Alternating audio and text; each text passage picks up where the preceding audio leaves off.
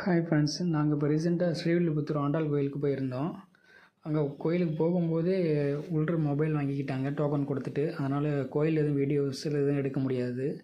அதனால் கோயிலுக்கு போயிட்டு சாமியெல்லாம் கும்பிட்டு ரிட்டன் பேக் வந்தாட்டி அந்த டோக்கன் கொடுத்துட்டு மொபைல் வாங்கிட்டோம். அந்த மொபைல் வாங்கினதுக்கு பக்கத்துலேயே ஸ்வீட் ஸ்டால் ஒன்று இருந்துச்சு, ஸ்ரீ வெங்கடேஸ்வரா ஸ்வீட்ஸ்னு.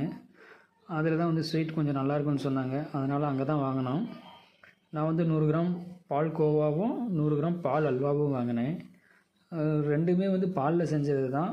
அந்த 100 கிராம் பால் கோவா 36 ரூபா, அந்த பால் அல்வா 48 ரூபா.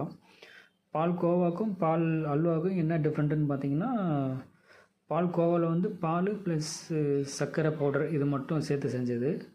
பால் அல்வாவில் பாதாம், முந்திரி, பிஸ்தா, நெய் இதெல்லாம் ஆட் பண்ணி செஞ்சது அப்படின்னாங்க. பால்கோவா கொஞ்சம் ஒயிட் கலரில் இருந்தது.